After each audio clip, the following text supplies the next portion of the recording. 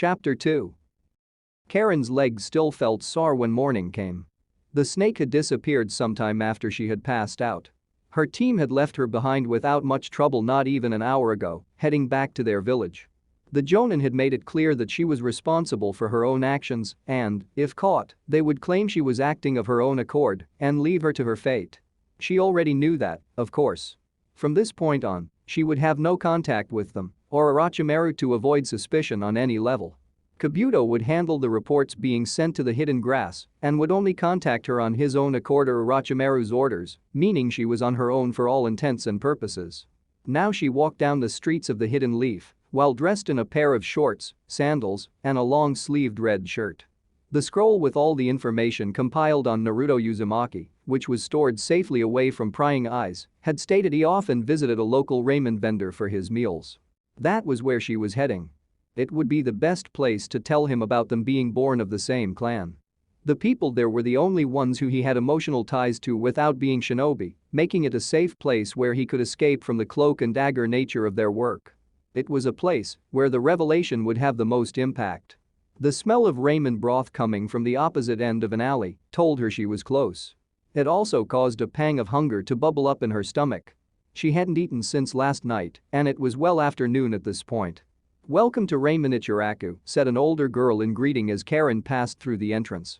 She was at least close to being an adult, dressed in a white apron with a matching bandana in her long, dark brown hair. "What can I get you?" "I'm looking for Naruto," Karen said. "Naruto Uzumaki. Do you know if he'll come in today?" Her eyes seemed to rise in surprise at that, quickly settling into a cautious gaze. "Oh.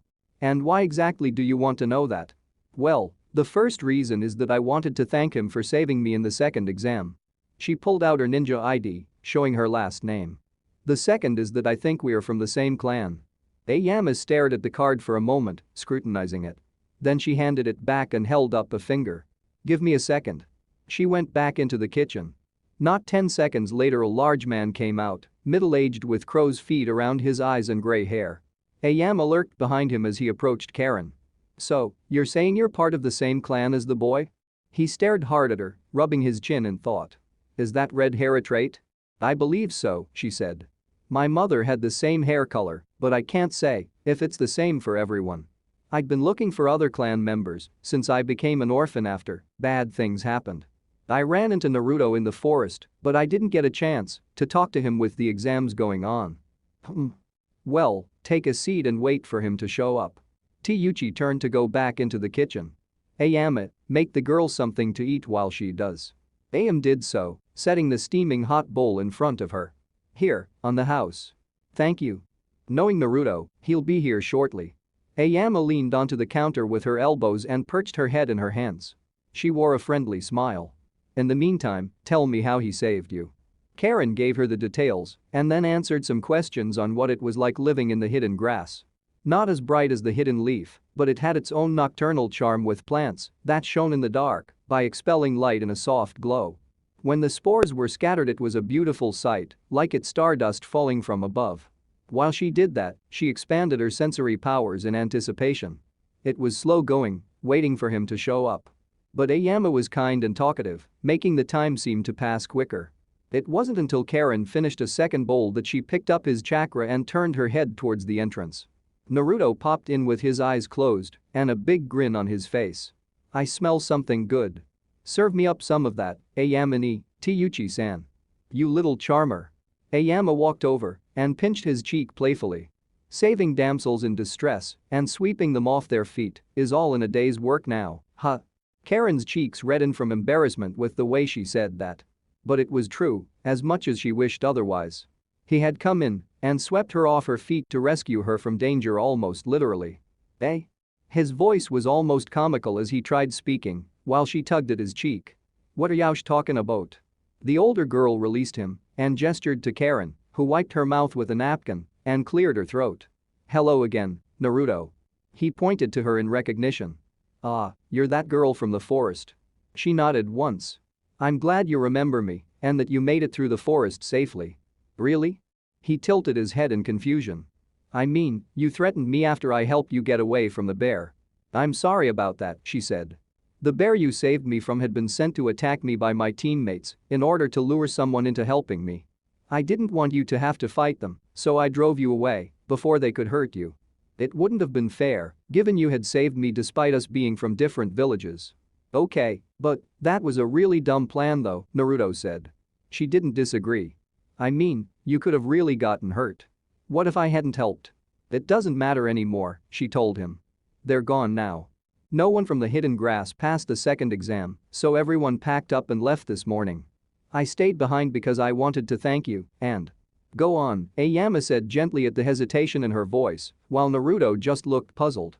You've waited for over an hour now. Just say it while you can. Let me introduce myself properly.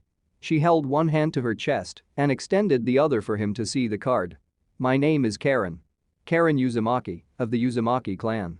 There was a very lengthy pause after that, with his expressions shifting constantly as his eyes seesawed from her card to her face.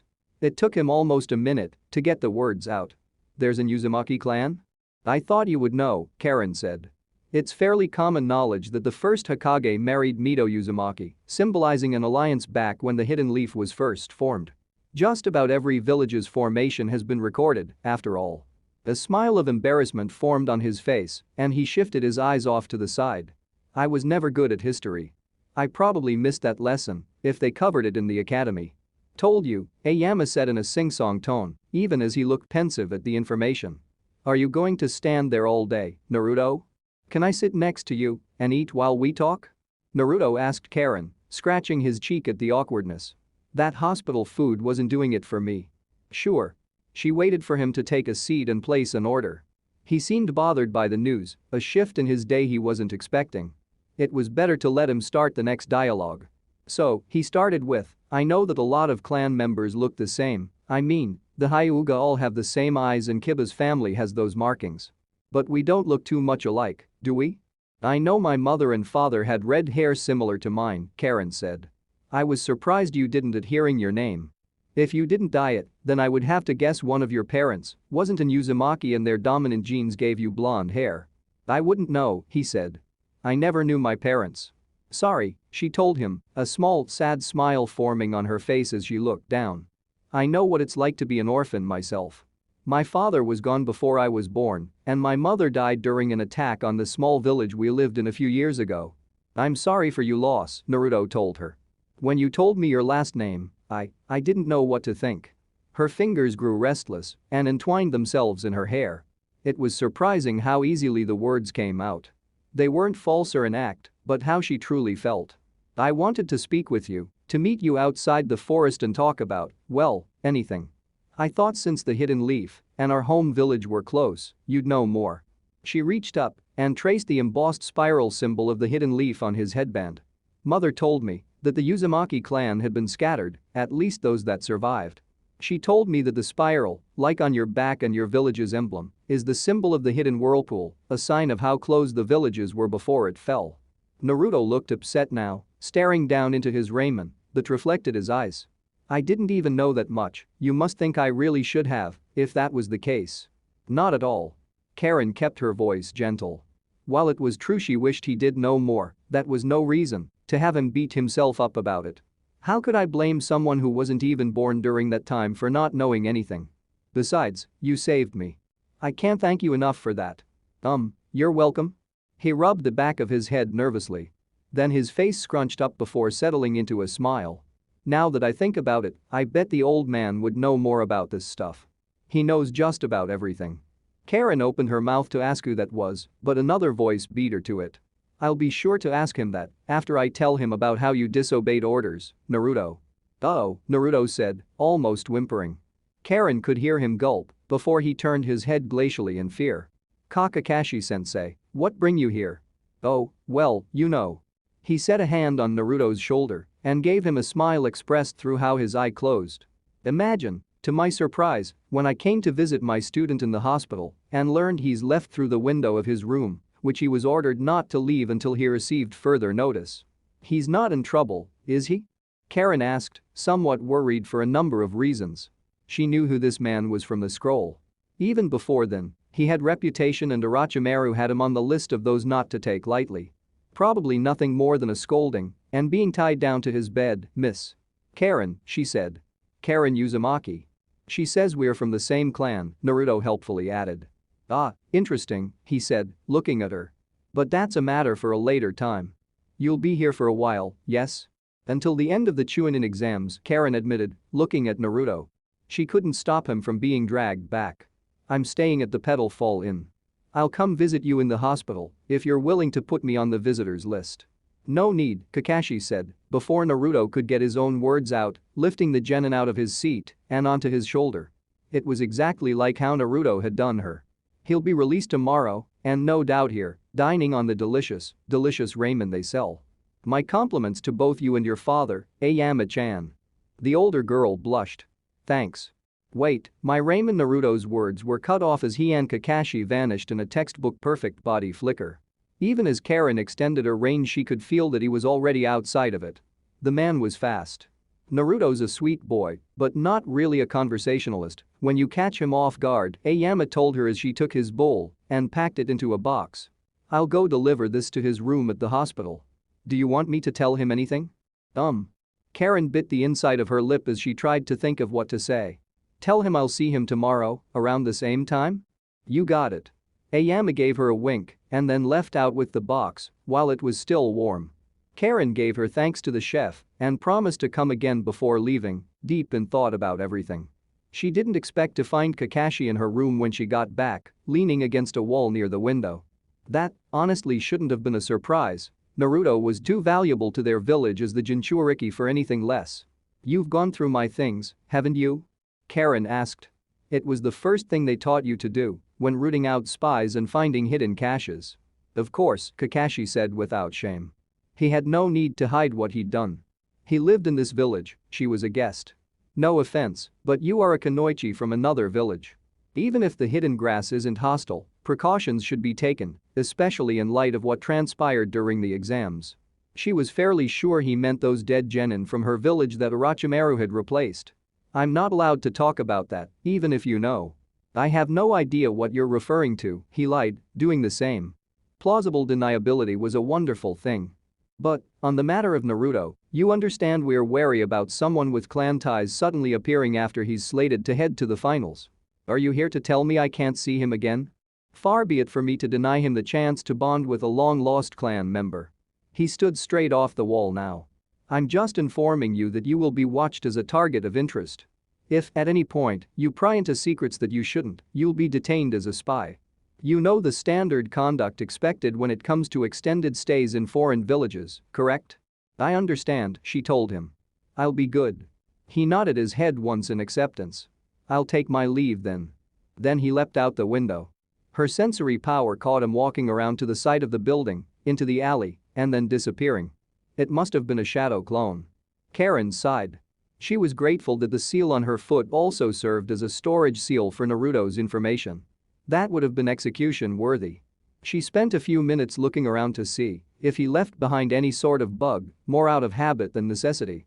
It wouldn't be hard for someone experienced to have the room watched without her noticing visually. Her mind's eye was a different story, allowing her to sense the Anbu officer that lurked just outside her room now. And she planned to keep that a secret for that very reason. The original Kakashi, sitting the Hokage's office, received the information from his clone right about then. The warning has been delivered. No signs of anything in her room to suggest she's a spy. Good, Saratobi said, tapping his pipe as he stood at the window and looked out at the village. I would have hated to have to tell Naruto that she was a spy after he just learned about his clan. That will already be enough of an unpleasant conversation tomorrow. So, is she a Spitfire like Kushina? Asked the third person in the room, Jiraiya.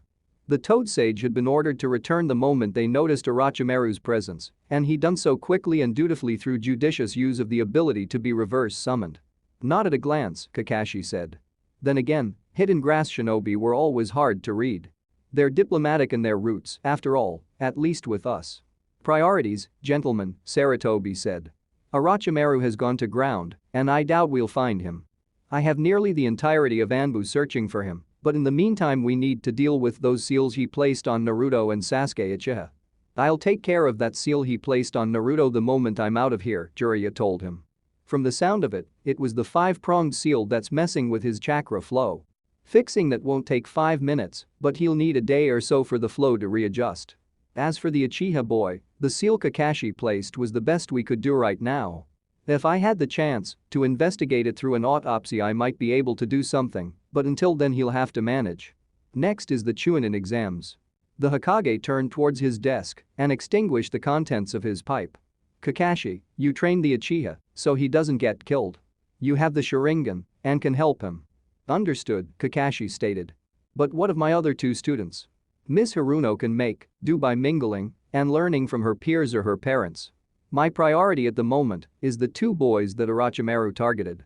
Speaking of Naruto, Jiraiya, you came in undetected, correct? Jiraiya nodded. Good. Disguise yourself and prepare to train him, I'll leave how to your discretion. As an afterthought, he added, no gathering inspiration either, it's too much of a giveaway to your presence. He sighed, but agreed. Understood. That just leaves me then.